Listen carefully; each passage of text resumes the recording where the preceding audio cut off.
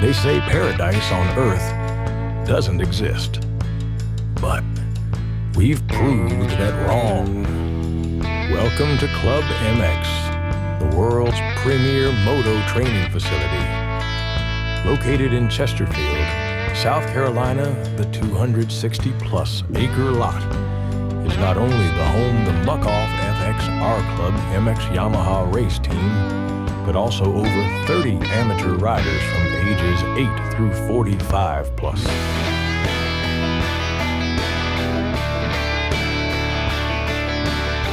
Welcome to A Day in the Life.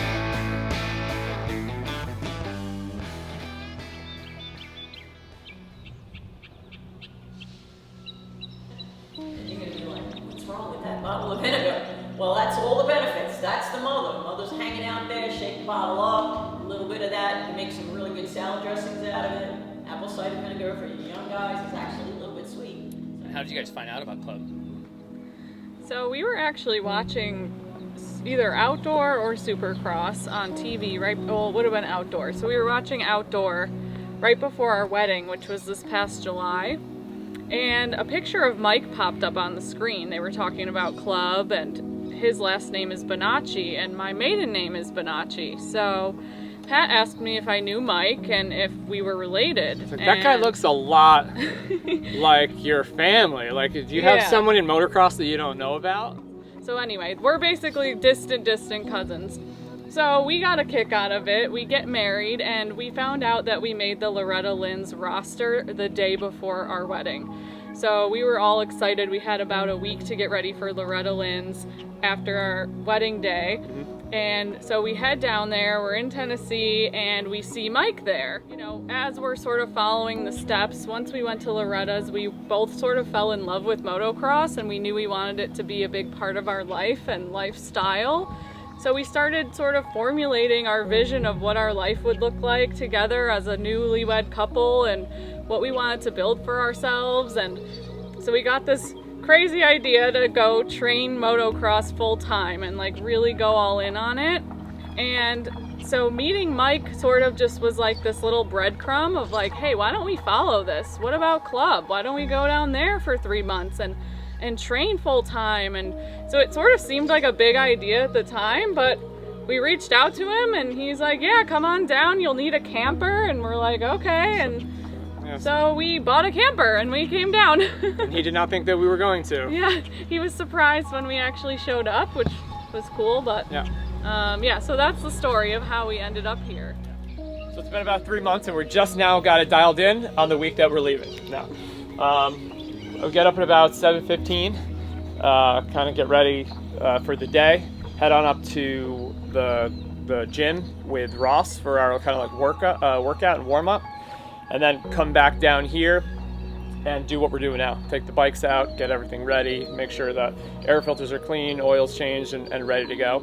And then we head up for whatever the first session is. So it's kind of like become a process of learning as we go. And it doesn't take very long because we have to be out on the track relatively early in the morning.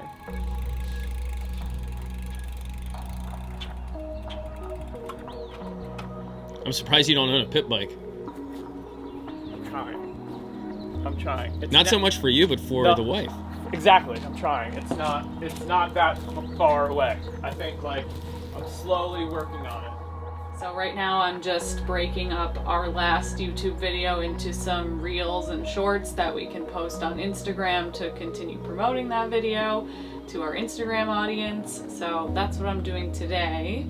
But yeah, that's normally what like a typical day looks like. I'm either filming or I'm editing or posting, and then just kind of taking care of whatever else needs to be done from you know, does the bike need gas? Do we need propane? Just trying to take anything off Pat's plate that I can so he can really focus on training and riding. So any of the like housekeeping things that need to be done. So this is the race bike we just kind of like got up and running. We've been riding this practice bike basically our whole time here. So now that we have that bike built, it's kind of, we're trying to ride it as often as we can to break it in and make sure that it's all ready for the season. we raced it last week and it did really, really well. So I'm excited to ride it today. So what did you do before you guys moved here? Like, what was your job?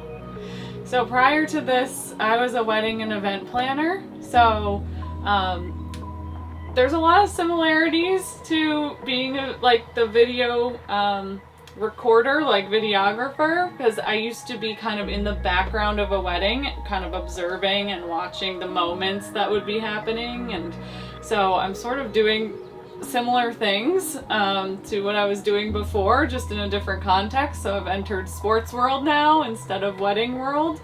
But a lot of the planning and logistics and timeline type things really kind of come into play with this too. So just using the same skills, just sort of in a different way. Ready for starts, and hopefully we could also do a few laps in some sections up there also. We have a mental skills meeting, which is amazing. I think that's at 1:30, where we have someone talk to us about like the mental side, how important the mental side is. Along with the physical, you can train all you want to, you can get your body into the best shape, you can have the best bike with the sickest setup, but if you have like a voice in your head that doesn't believe that even with that preparation you can do it, it's irrelevant. So they both have to work together. So that's been really, really helpful for me. The mental aspect of it is something that I really I get enjoyment from. I'm really fascinated with it. So to be able to take the mental aspect of it and apply it to the training that we're already doing, huge benefit, and I'm excited for that also. So. You're 45? 47. 47. With you being the way, like the age you are, Yeah. you're obviously like one of the older, if not oldest, full-time guys out here. Yeah. From like a, preparatory, like waking up in the morning, I would imagine it's very different to get you going than like one of these 16-year-old kids. Like it takes a little bit more for you to start moving around. And I definitely have a process that I have to go through that I don't know if the 15 or 16-year-old kids are aware of.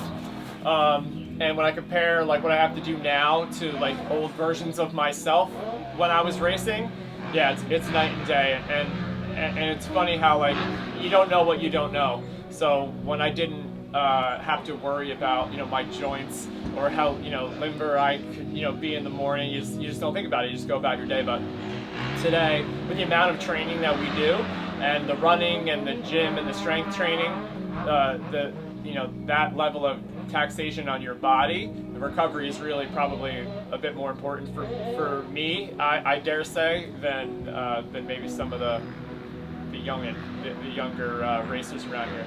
So I stretch longer, I foam roll consistently, the ice bath, the sauna and stuff like that. The resources that Club has here, I'm actively taking advantage of them because I want to, it's not fun to ride sore. It's not, there's going to be a certain level of that. I heard one of the vet guys the other day say everybody wants to ride their dirt bike for 5 days until they ride their dirt bike for 5 days. And so I feel that, you want to feel your best when you're out there so that you can do things properly. And yeah, the recovery aspect of this is a big part of my experience here. he gets to be in your role today. I like that. He's a good replacement. The pressure's on. That's it. He said, "What do I do?" And I was like, "Just do what you do on a normal day. Just be you. Yeah. And don't crash like this guy." Yeah. I did that for you. Got that out of the way. I appreciate that. Yeah, you're welcome. Yeah. Yeah. Much better day today. I told Cody to get his moto done. I didn't want to show him up. That's what I said too. I was like, I'll go ride with you, but Right. I gotta go. I'm gonna pull it back for your sake.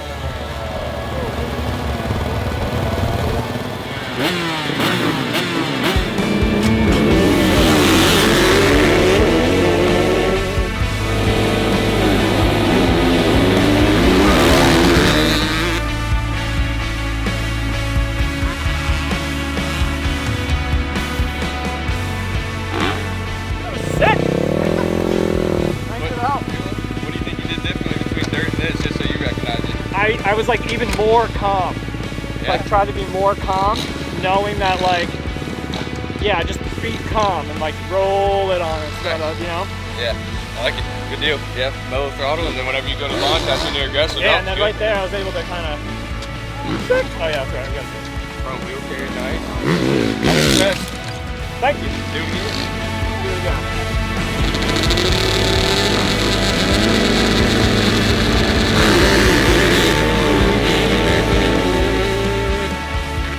Starts are done and dialed. Knocked them out. Yep. You're ready. Hayden giving me the secret tips on how to start on a grate for the first time. Yeah. So that was fun. Super fun. I think we have mental skills. What time is it? Mental skills at 1:30. Is that in the clubhouse? Yep, up in the clubhouse. Okay, so going back to my parachute example. Okay, if I put my parachute on and the person who I paid to pack the reserve parachute didn't do a good job and I get injured, there's two ways to look at that, right? There's two ways to frame that. One might be, I'm the victim. I paid someone to do a job, they did it poorly, and it had a bad outcome for me. Okay? That's kind of a victim mentality. Something happened to me, poor me, that was out of my control, and here I am because of it. What role did I play in that outcome? Okay, so using my parachute example, okay, I didn't play a role in stitching the fabric for the canopy, but I played a role in selecting the guy that did. Right? I played a role in putting that piece of equipment on my back. I played a role in deciding to fly up in the airplane. I played a role in deciding to jump out of it. All those roles that I played in that event are directly related to the outcome. Okay. And most 47-year-olds don't decide to basically up and move from where they live to train at a motocross facility with people that are basically a third of their age. Yeah. What sparked that, or what made you say, I need a change in my life, or this is just something that I've wanted to do and this is the time to do it? You know, people either think it's the coolest choice ever and want to know how and why, or they think it's absolutely, you know, completely nonsensical and just can't wrap their heads around it. So I understand both points of view. I've had both points of view. And the truth is just that motocross has been probably the most powerful thing in my life for as long as I can remember. It really has been it's played a pivotal role in helping me through some of the worst times in my life. You know, it was the vessel, if you will, the vehicle that I went to when I kind of needed to get away and test myself and, you know, find out who I was. Motocross really has been the path for me to figure out who I was when I didn't know or when I got lost. But it was really the group of people in the community around this sport that it's something that's in my blood, and anytime I've tried to leave it to do what you might call, or what the collective might call, like the responsible thing, it didn't last long before I was really kind of longing to come back to this in some way, and I was brought back to it. My life has been a progression of trying to find that and kind of move towards whatever is in my heart the most at that time, and try to lead there with faith and trust that if I keep following that process, that something amazing could come from it. And then this is just the next step for that. The goal is every day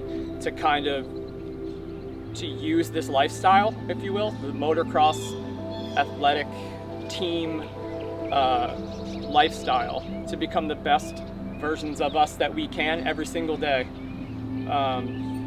in this direction. And if we do that every day, if that's the goal, that's the end game, every day. If it ended today, all of this, how did we do?